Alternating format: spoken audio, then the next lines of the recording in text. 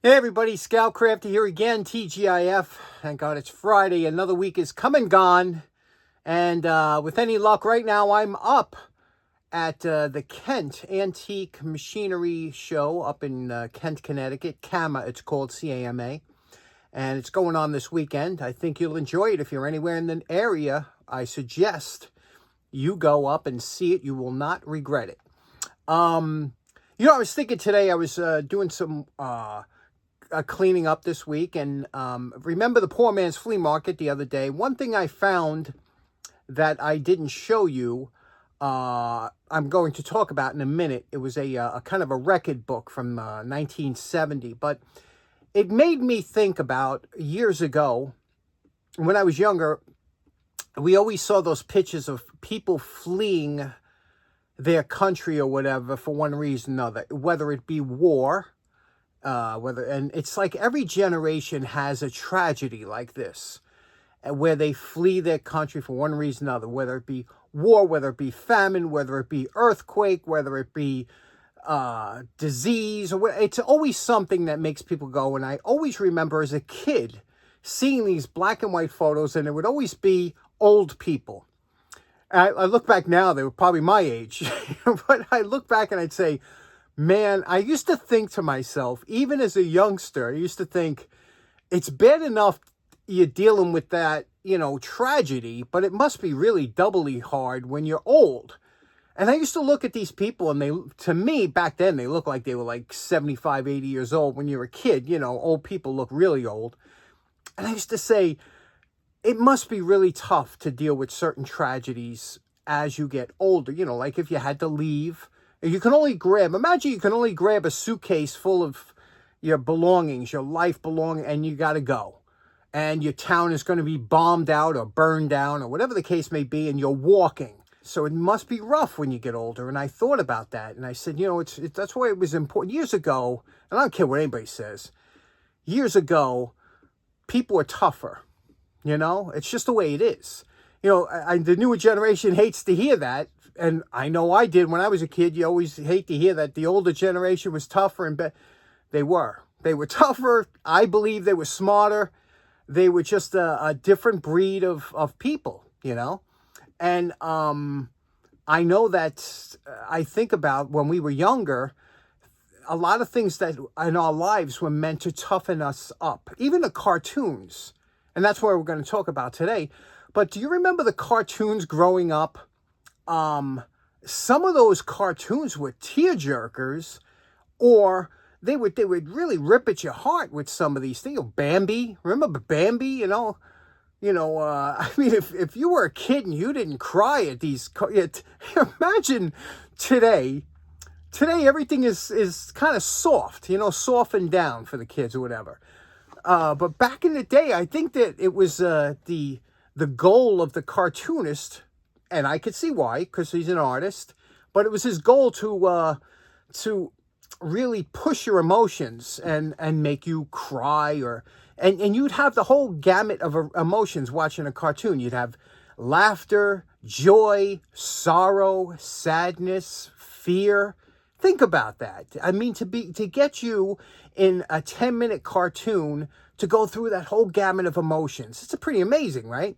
Whereas today, they don't want you to feel that kind of, they don't want you crying. How many modern cartoons do they have you crying? You don't, But I remember the old ones. That was like a big thing, And Disney, there was always something going on. And if you look at, there was a kind of dark beginnings for a lot of these cartoons and fairy tales like Hansel and Gretel. If you look at that story today, that's insane when you think about it. That the old lady was going to put the kids in the oven and eat them. What was that all about? And believe it or not, it made kids leery of adults, and maybe that was the force behind doing stuff like that, and to give kids, to be weary of adults. You can't trust them, they might smile. It's the ones that are smiling that you can't trust, right? And like that free candy van. You can't trust things. So I wonder about that. I wonder if we hit a tragedy today, how would we hold up? How would this generation or today, just us in general, you know, because we really haven't, these are soft times. You know the old saying, it's right? Something like strong men create good times create weak men create hard times, and hard times create strong men. And then it goes through the circle again. So, you know, I wonder if there's some of them old cartoons, but I got to tell you, like, as a kid, that you see them different as you do as an adult. Because I have to tell you, just the other day, I saw some, the Wile E. Coyote. I saw a couple of those reruns that I haven't seen since I'm a kid. Funny stuff. The guys that were drawing, those artists, those cartoonists that were creating them, they had two audiences. They had a for the children, and then there was always a sub theme for the adults, and it's funny. Some of that stuff is still funny today, holds up.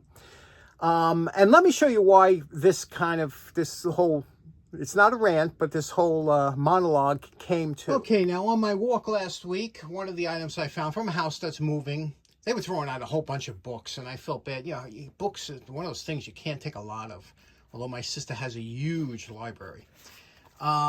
This here, this is a Casper from 1970, you see, 45 RPM. This was one of those, you got a record and you could read along, and a book. And these were popular back in the day, I guess, back in the 70s. I don't remember them too much, but I'm sure I grew up with them, so I probably had them. But this Casper, the friendly ghost, for those of you who don't know about him, he was invented, or more or less, or first came out in 1945.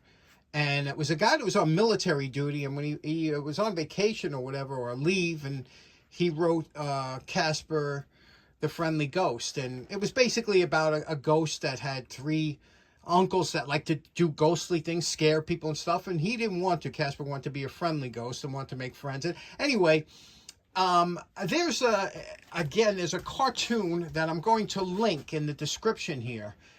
A Casper the Friendly Ghost from 1948, shortly after it was the origin of the book. And I want you watch. That's an 8-minute video, and you want to talk about stirring up all those emotions I was telling you about fear and joy and sadness. And I guarantee you to watch that and keep a dry eye throughout the whole the whole cartoon, even at your age, no matter what age you are. But I just thought this was interesting to find. Whenever I find something from 1970, I mean, when you think about it, it's over 50 years old, you know, that is in the garbage today. And so somebody held on to this for 50 years, and then they're just going to get rid of it now. I almost feel like it's a sadness. I don't mind throwing away something that's, 6 months old, but something like this. So I want to go upstairs later on and see if this thing, if the record still plays, the 45. So maybe we'll take a trip up there. But there's a couple things I want to show you down here first. We're over here at the drill press, and I want to talk real quick about something. But you see, there's the light that goes for the drill press. Remember us talking about how the dirt and dust builds up in there? And that will totally null and void your reflector out, so it won't get any light in there. So let me wipe that down. I want to show you something here on the drill press. There we go. Isn't that much better? That's only a 3-watt bulb LED. Now, what I want to show you today is a lot of times everybody, this is important. You know how your chuck keys always tend to, and for years, they tend to get lost or whatever, or misplaced, especially if you have it laying next to your machine. Some people make little things you can put it on. But this is something that I put on all my drill presses that I have. I did this to everything. I bought some of this cable at Home Depot. You see that cable and these cable clips? You just you press them down, and then it makes a nice little holder for the chuck key. And you can see I just have it on a bolt that's over here, and it swings down. And when I want to use it, I just bring it up like this, and I could use my chuck key and leave it hang. It's always in, no matter where since it's attached to the main body, no matter where the table goes, this will always reach the chuck, and it's just a beautiful way to hold it. And it's the same way with even on your cord, the cords of your drills. You have to attach the key, because Once these things get lost, forget it. It's a pain to find. There are so many different Chuck keys, and it's hard to get them, to find them. But what I wanted to show you today was when I was cleaning up this thing here. Can you see that? That's been hanging there for years. Let me show you what that is. Now, when I was cleaning up, like I said the other day, I saw that up there, and I said, boy, I haven't seen this in a while. I forget even where I got it. It's a Desoutter, Desoutter, made in England. 4DU is the model number. And what this is, it's a balancer. What they use this for, it's very well made. When you're doing assembly work or production work on a line, they would have either a drill, a hand drill, or a pneumatic drill, or any kind of machine hanging from here that it would take the weight of the tool off. It would kind of almost free balance so that you could just pull it down a little bit, use it, and let it go, and it would just stay there. And you could see you can adjust it for the weight of the tool, and it gives it's a nice spring on here, you know. And this would be great. A little mini one of these would be great for the Chuck key, wouldn't it? You know, you have your Chuck key hanging there, and when you need it, you pull it out and let it go. It's even got a little rubber ball so that if you do let it go, it doesn't snap back. Really well made. They still have them today. I saw a nice example of a mint condition one on eBay for like $40. But if anybody has any use for any of these, or if you ever used them before, something you don't usually see every day. I don't like I said, where I picked it up, but it's well made. It's got the spring here that you can see it will loosen up, and just a nice little unit. Anybody ever use one of these in their production facilities or something, or have use of it? Okay, everybody's favorite, the attic. We're up here to get the phonograph. I have one back here. Okay, can you tell it's been a while since I used this? But this here, it's not that old, believe it or not, but it's a nice little unit that runs off of a 12-volt power pack. You can run here, or you could use 12-volt battery. You can take this anywhere. And let's plug it in and see if it works. Okay, we plugged it in. Sorry for banging the camera. Let's turn it. Okay, we got power. You can see by the LED. We move this over. Now we're playing a 45. I set this to the speed of 45. Let's take out this record. Now, 45s didn't have, a lot of them came like this. I don't know why, but you had to have an adapter, and the adapter for that is here, along with, I think, a little spider web. But anyway, that centers the record here. Let's turn this on. And I guess, what starts it? Look at that. Okay. Let me see what starts it here. Okay, I apologize. I haven't used this in such a long time. I was wondering why it wasn't turning. What you have to do is, once you power it up, okay, once you power it up and you have to raise up the stylus, move it to the right. That activates the platter or the turntable, and then you bring it down and place it on. Let's see what we got. Hello, boys and girls. I'm your Peter Pan storyteller. This is the story of Casper, the friendly ghost in Jungle Friends. When you hear this sound, turn the page. So in other words, when you heard the sound, and now this has automatic shut off, as it gets to this point, it'll shut the record off so it doesn't keep running. Interesting enough, you know, this has, you're supposed to turn the page to follow along with the music. They had these for all different comics and cartoons of the day. They were pretty popular, and they're widely available on eBay. There's a ton of them left, so I guess they were sold by the millions. But very interesting. Kids at that time had to learn how to kind of play with a phonograph, and they'd have some kind of mechanical intervention, whereas I guess today they just hit a remote and it hits repeat or whatever the case may be. But here you kind of had to work with this. But very interesting.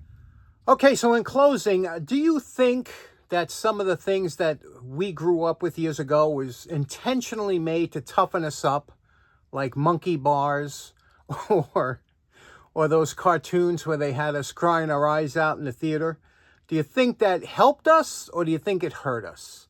Let me know in the comments. You know, I know a lot of you guys are older. What do you think? Thanks so much for tuning in. I'll have the report on the camera at Kent show on Monday.